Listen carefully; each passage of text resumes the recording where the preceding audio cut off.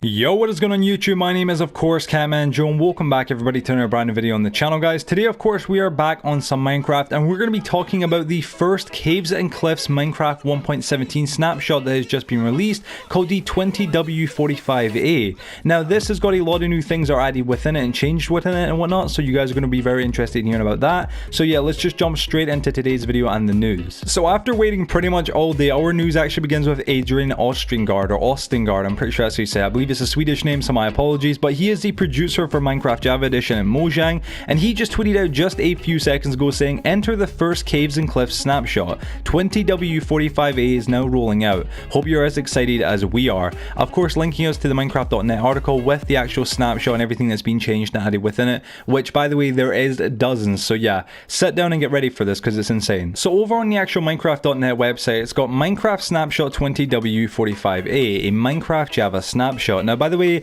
I think because Adrian is actually Swedish or one, at least I believe he is. I hope I'm not obviously, you know, I guess just judging or I guess assuming his actual nationality, but I'm guessing he is Swedish because of the name. But there's a few little mistakes in some of the spelling here and whatnot, some of the wording, so I do apologize if I read it wrong, but it's just because I'm trying to kind of interpret it, like, you know, what he meant by it. But he put, good things come to those who wait, and we believe you've waited long enough. The first Caves and Cliffs snapshot is finally here and ready to enter the Java edition of Minecraft. We hope that you're as excited about this as we are, because this snapshot brings you a variety of features, some changes to existing features, and a few technical changes. All of it is listed in this blog post, and we can't wait to see your experiment with all of it, or with it all, sorry. Happy mining. Going on to the actual first main part, it's got new features in 20w45a. Added bundles, added candle, added lava cauldron, added copper, added amslite, or I don't even know how to begin to say that word, added lightning rod, added spyglasses or spyglass, added tinted glass, added shulker, hitting a shulker with a shulker bullet can make a new shulker, which, what? Like, what does that even mean? Going on from there, it's got amethyst. I'm pretty sure it's amethyst. I'm pretty sure that's how you say it. My apologies if I'm saying it wrong. Amethyst blocks. Amethyst comes in, I feel like I'm saying it wrong every time. Amethyst comes in block forms inside the goodies, or the goodies, in two ways. I'm not the geodes. Sorry, the geodes. My God, the geodes in two ways. Block of amethyst and building or budding amethyst. Again, this is so weird. All type of amethyst blocks, clusters included, create beautiful sounds when you walk on them, break them, place them, or hit them with a projectile. Go make some music. Going on from there, it's got amethyst clusters. Amethyst clusters grow from the building or the budding, amethyst, which can be found inside geodes. Clusters have 4 growth stages: small amethyst bud, medium amethyst bud, large amethyst bud, and amethyst cluster. Clusters can only grow when they are placed on budding amethyst blocks. I'm guessing this is a new crystal. I'm not too sure what this is. I'm guessing because the amethyst, it sounds like it must be the new crystal. I genuinely don't know, guys. I'm not too sure. I'm like if I'm the only one here, but I genuinely don't know. Full-grown amethyst clusters drop 4 amethyst shards or more with fortune when an iron pickaxe or higher is used, and drop nothing otherwise when broken. Cluster can be silk-touched at any stage. Amethyst geodes. There's a lot of amethyst stuff here. Was that these huge geodes can be found anywhere underground in the overworld. Amethyst geodes have an outer layer of a new stone called tuff. Amethyst geodes have a second layer of another new block called calcite or calcite. Again, I might be saying it wrong, my apologies. Amethyst geodes have an inner layer of various amethyst blocks. So we're talking about 2 new kinds of blocks right there. A new stone called tuff and another new actual block called calcite, which again, this is just insane. There's so much to this already. Amethyst shards, going from there. Amethyst clusters drop 4 amethyst shards or more with fortune, which is kind of what we just read. Budding amethyst or amethyst, yeah. On any side of a budding amethyst block where there is air or a water source block, a small amethyst bud will eventually grow. Amethyst buds can only grow when attached to a budding amethyst and will grow until they become amethyst clusters. So the actual 4 different stages of growth, and that is quite insane for this just one main little thing. Going on from there, we've got bundles, which I'm sure a lot of you guys are very excited to hear about, of course, because bundles are basically the new way to store your stuff. They're kind of like a backpack, but without it being called a backpack, but they're a little bit more complicated as well, because I personally don't understand them yet. But anyway, it says here, bundles are items that hold other items. A bundle can hold a mixture of items, but only one stack's worth. For example, a bundle could fit 64 dirt, 32 dirt plus plus 32 stone, 32 dirt plus 8 ender pearls, sorry, 1 of every color of wool, concrete, carpet, and terracotta, 64 blocks in total, or 1 diamond helmet, which is quite, I don't get it, it's such a strange combination. Use right click to pick an item into a bundle, right click a bundle to empty it, wrap a present in a bundle and give it to your friend. It's such, I don't really understand bundles, I really don't. I really wish Mojang had just made actual backpacks, because I feel like that would have been a lot more accepted, but I like the concept of this, but I still really don't understand it. Even though I'm reading it right here in front of me, I still really just can't wrap my head around how this really works. So if any of you guys know or can explain it better, please do in the comment section. Thank you in advance. Going on from there, we've got candles. Candles come in all 16 colors plus 1 uncolored variant. Up to 4 can be placed in 1 block. Colors, sorry. Candles allow you to properly wish someone a happy birthday. Water logible, but you cannot light them underwater, silly. With anybody, wish anybody a happy birthday with a candle cake. This is insane, to actually have proper candles in the game that come in all 4 different colors. This is almost like, I mentioned this in the past and whatnot, but I've always felt like we need more kind of decorational kind of pieces, more like new paintings, or, you know, like chairs or stuff like that, or tables, or other kind of additional things like that, you know, would allow players that are quite creative like myself, like to build things or make kind of, I guess, custom design stuff, to have more kind of variation and more kind of obviously uniqueness. And having actual candles, although it's a very small thing, a small step in that kind of direction, it's still incredible if you ask me honestly. The fact there's 16 different colors. Going on from there, we've got cauldrons though. Cauldrons can now be filled, or can now be filled with buckets of lava. Filled lava cauldrons give off a redstone signal of strength 1, which again, it's nice to actually like know. That's actually quite an insane like little new feature, which is nothing major, but again, pretty cool. Going on from there, we've got copper blocks. Craft 9 copper ingots to a copper block. So the same idea as iron, you know, gold, you know, diamond, emerald, etc. It's obviously gonna be the same kind of recipe. Craft cut tongue twister here. Craft cut copper stairs, and cut copper slabs. So you can obviously, you know, make yourself like actual like slabs and stairs. We already knew about all this kind of stuff, but it's pretty cool.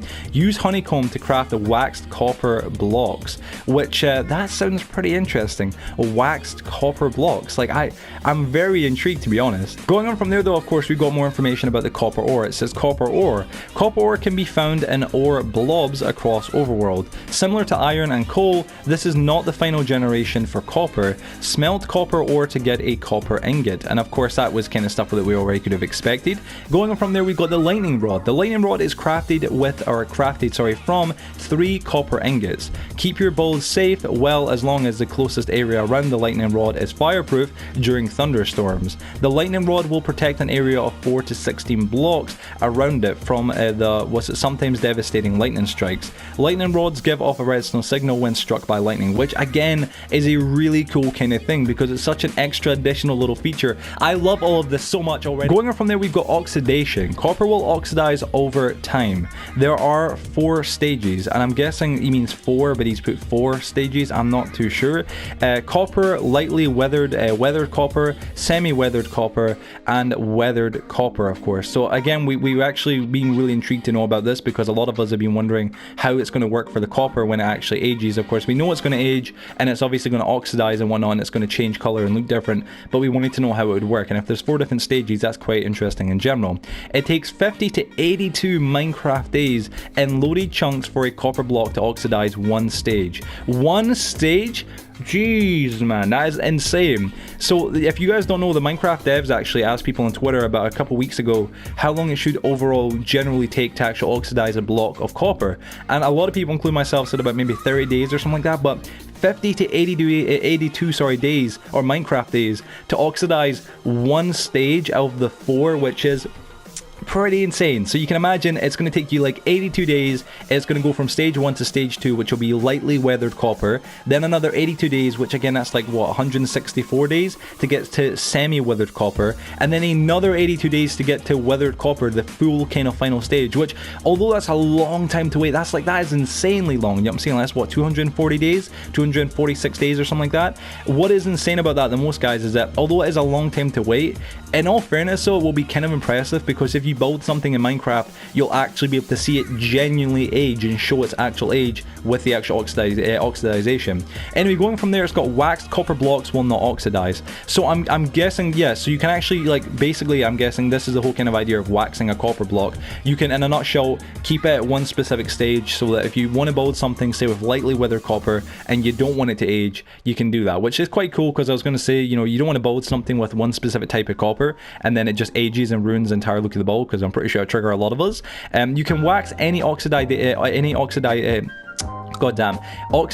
stage. How lovely. That means you can keep that pretty lightly weathered copper block in its lightly weathered stage forever, which, like I just said, great decision by Mojang. 100%, 1000% support that. What an awesome thing for them to do. And it also, of course, gives actually the actual, again, point being of actually waxing something.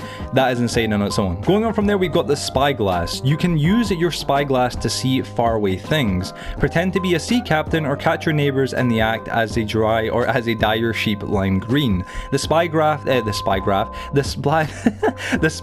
is crafted from 2 copper ingots and 1 amethyst shard. Again, we already knew about this, but it's awesome to see. Tinted Glass. Now, this is going to be interesting to hear about. Tinted Glass is a type of glass that does not allow light to pass through. Tinted Glass is crafted by putting a glass block in the middle of 4 amethyst shards. Tinted Glass can be obtained without silk touch. It does not shatter like normal glass, which, I'm very intrigued. This is going to be quite interesting. You can make glass that's actually tinted in Minecraft, which, I mean, I don't know. I honestly always thought, like, you know, we pushed the limits for, like, I guess glass in Minecraft and what you could do, but this is pretty cool. I can't lie. I'm genuinely quite, like, amazed by that. I didn't expect that, and again, awesome to see it. Here we've got changes in 20w45a. Experience orbs now sometimes merge when in larger quantities to improve performance. This does not change the rate at which the player can absorb them, it simply limits the amount of separate orbs floating around in the world. Orbs that merge will gain the lifetime of the most recent created one.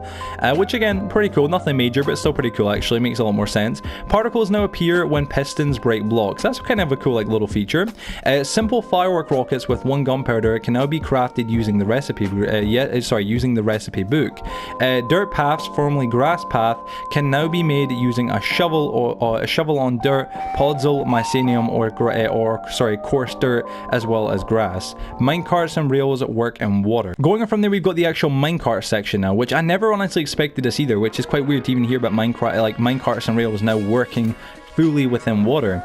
Minecarts and rails work in water.